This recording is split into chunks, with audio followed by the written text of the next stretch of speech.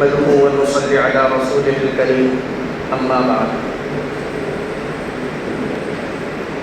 آج رمضان المبارک کا آخری جمعہ ہے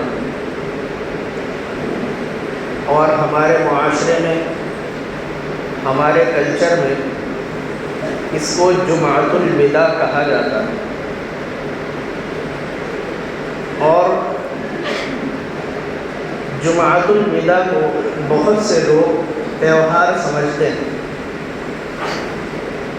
بہت سے لوگ ایسے ہیں جو یہ سمجھتے ہیں کہ رمضان کا آخری جمعہ اس کو کچھ زیادہ فضیلت حاصل ہے، یعنی رمضان میں اور جمعے بھی آتے ہیں، 4 جمعے گزر چکے ہیں، یہ 5واں جمعہ ہے۔ لوگ یہ سمجھتے ہیں کہ جو آخری جمعہ ہوتا ہے، الوداع جمعہ ہوتا ہے، رمضان کا آخری جمعہ ہوتا ہے، وہ کچھ خاص ہوتا ہے اور اس کی کچھ خاص فضیلت ہوتی ہے۔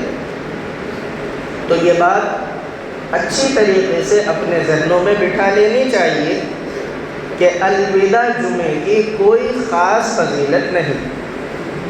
جیسے اور جمعے رمضان المبارک کے ہوتے ہیں، اسی طریقے سے آخری جمعہ بھی ہے۔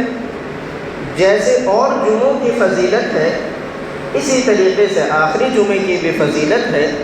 کوئی خاص فضیلت الوداع جمعے کی نہیں، نہ یہ کوئی خاص تہوار ہے، نہ الگ سے حدیث میں یا قرآن کریم میں اس کی کوئی فضیلت بیان کی گئی ہے۔ تو اس کو خاص سمجھنا، فضیلت والا سمجھنا، یا الگ سے کچھ اس کا کچھ یہ سمجھنا کہ اس کا الگ معیار ہے، تو یہ بات بالکل غلط ہے۔ اس لیے اس طرح کے غلط بات سے بچنا چاہیے۔ دوسری بات، رمضان المبارک بالکل آخر پر ہے۔ ہو سکتا ہے کل عید ہو جائے، ہو سکتا ہے پرسوں عید ہو جائے، بہرحال بالکل آخر ہے۔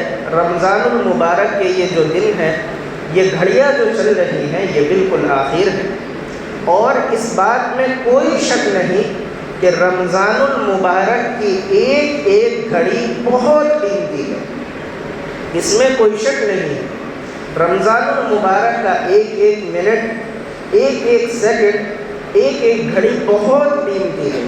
تو یہ قیمتی گھڑیاں گزر رہی ہیں، یہ قیمتی گھڑیاں گزر رہی ہیں، تو اس قیمتی وقت سے ہمیں فائدہ اٹھانا چاہیے، اس قیمتی وقت سے ہمیں فائدہ اٹھانا چاہیے۔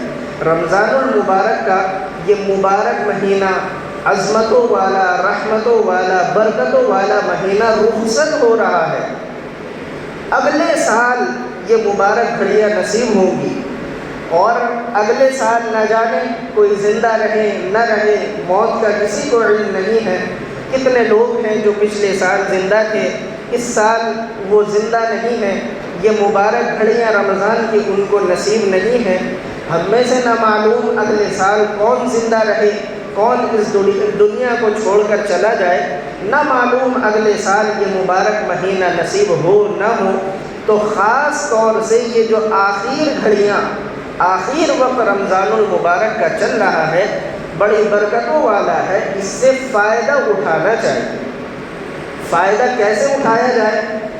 کیسے رمضان المبارک کی ان عظمتوں والی، رحمتوں والی، ان برکتوں والی گھڑیوں سے، برکتوں والے وقت سے فائدہ اٹھایا جائے، اس کا طریقہ علماء نے لکھا ہے، اور 2 طریقے لکھے ہیں۔ علماء نے لکھا ہے کہ 2 طریقے اگر آدمی اختیار کر لے تو رمضان المبارک کی، رمضان کے مہینے سے اور رمضان کی یہ جو آخری گھڑیاں چل رہی ہیں، ان سے فائدہ اٹھا سکتا ہے۔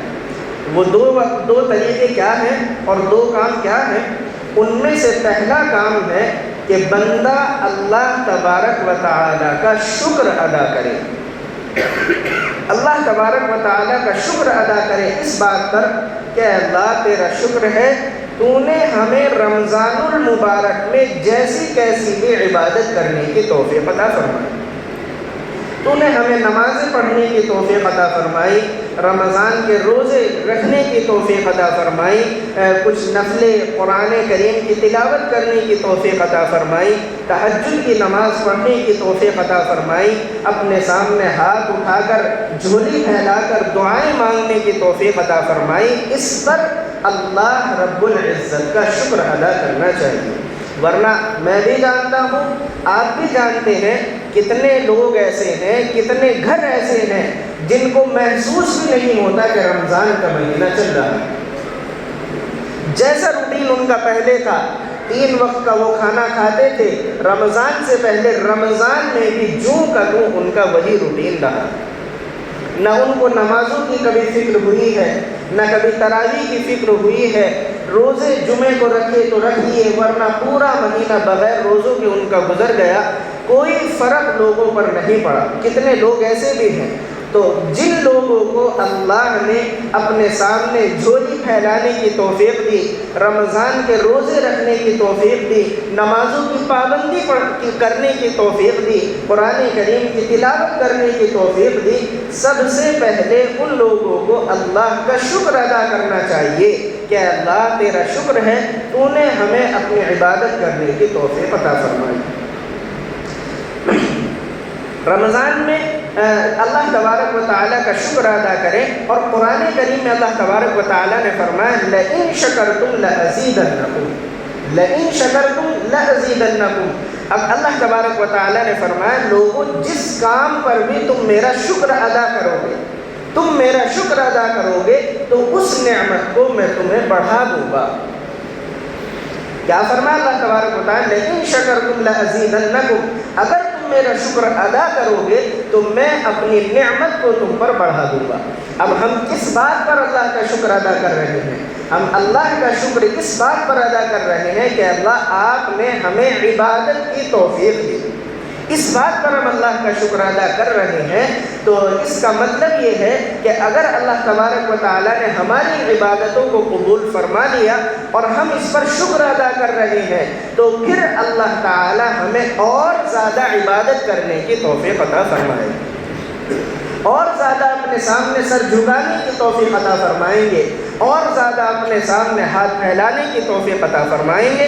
تو سب سے پہلا کام تو یہ ہے کہ رمضان المبارک میں جو بھی عبادت انسان نے کی، اپنے طور پر ہر آدمی جانتا ہے کہ اس نے کیا کیا عبادت کی، اس پر اللہ کا شکر ادا کرے کہ اللہ آپ نے ہمیں ان لوگوں میں نہیں رکھا جن کو آپ نے اپنے دربار سے دھتکار دیا، آپ نے ہمیں ان لوگوں میں نہیں رکھا جن کو آپ نے اپنی رحمت سے دھتکار دیا، ہم ان لوگوں میں رہے کہ جنہیں نمازیں پڑھنے کی توفیق ملی، ان لوگوں میں رہے جنہیں روزے رکھنے کی توفیق ملی۔ تو اس پر ہم آپ کا شکر ادا کرتے ہیں۔ اور دوسرا کام اور دوسرا طریقہ علماء نے لکھا ہے کہ بندہ اللہ تبارک و تعالیٰ سے استغفار کرے۔ پہلا کام تو یہ کہ جو عبادتوں کی توفیق ملی اس پر شکر ادا کرے، اور دوسرا کام یہ کہ بندہ اللہ تبارک و تعالیٰ سے استغفار کرے۔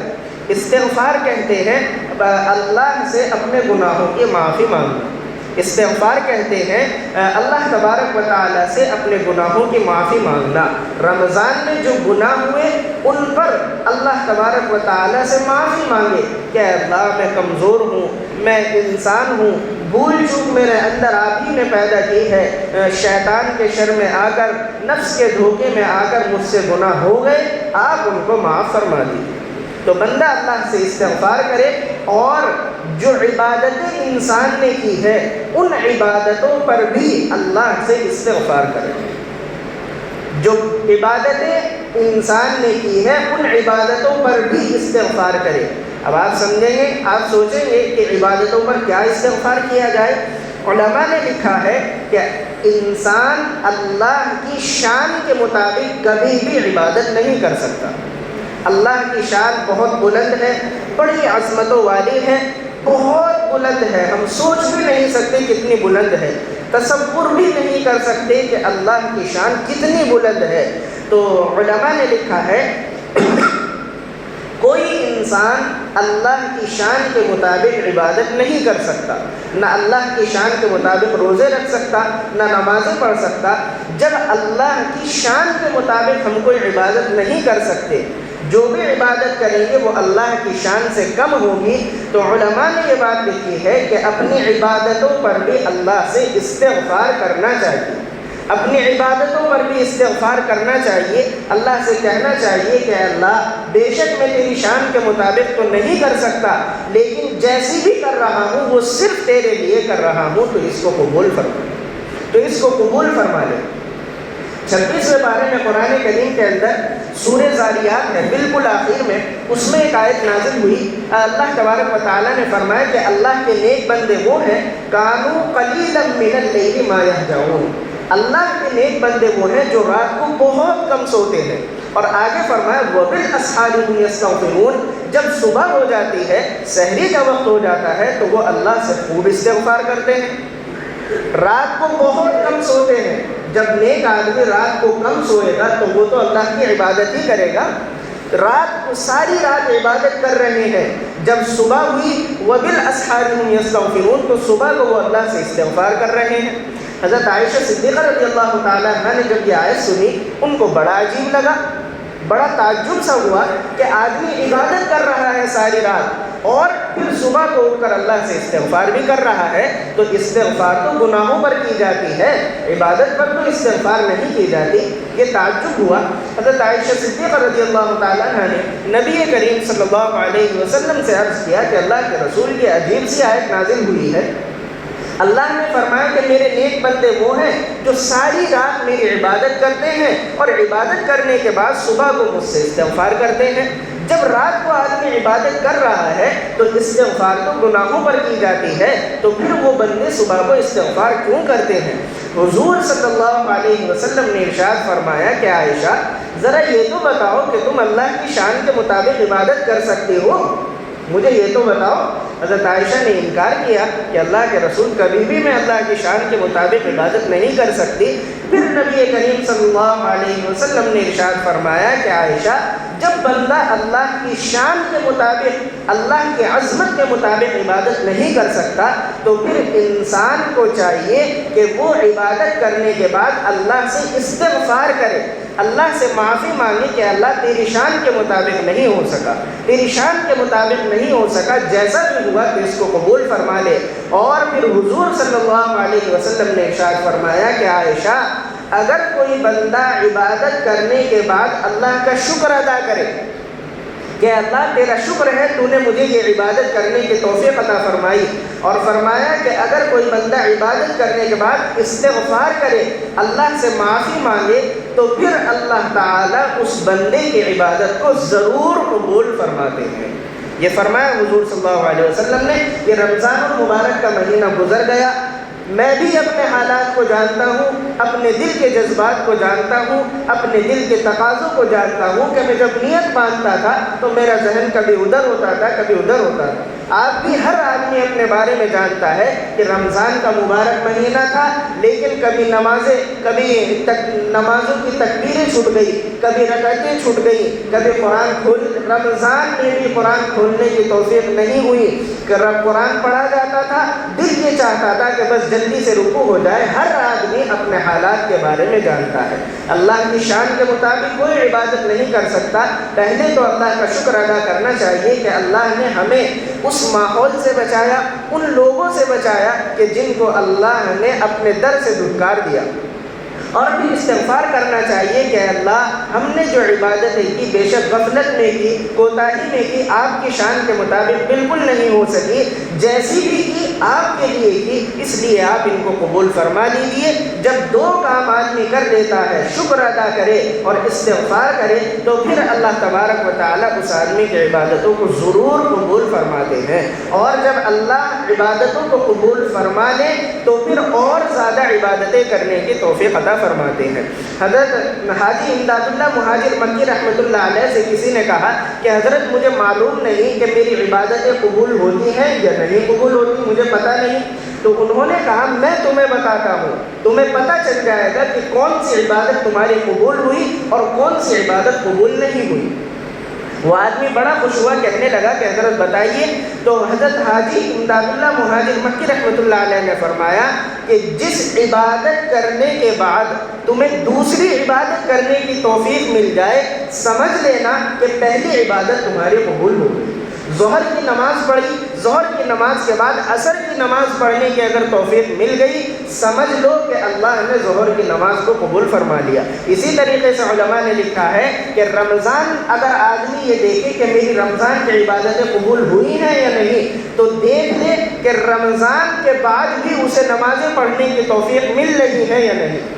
رمضان کے بعد اس آدمی کو قرآن کھولنے کی توفیق مل رہی ہے یا نہیں، رمضان کے بعد اس کو عبادت کرنے کی توفیق مل رہی ہے یا نہیں۔ اگر مل رہی ہے، اگر رمضان کے بعد بھی آدمی اللہ کی عبادت کر رہا ہے تو سمجھ لے کہ اس کا رمضان کی عبادتیں قبول ہو گئی۔ اور اگر رمضان کے بعد آدمی عید کے دن سے ہی نمازیں چھوڑنی شروع کر دے، عید کے دن سے ہی آدمی بازاروں میں گھومنا شروع کر دے، سنیما ہال میں فلمیں دیکھنے جانا شروع کر دے، تو پھر سمجھ لیں نہ اس کی رمضان کی عبادتیں قبول ہوئی اور اب اللہ نے اس کو دھتکار دیا ہے۔ تو اس بات کا بھی خاص خیال رکھیں کہ رمضان المبارک کے بعد بھی عبادتوں کا اہتمام رکھیں۔ رمضان ختم ہوا ہے، ایمان ختم نہیں ہوا، رمضان ختم ہوا ہے، مسلمان ختم نہیں ہوا، اور آدمی کا ایمان رمضان کے بعد بھی باقی رہتا ہے۔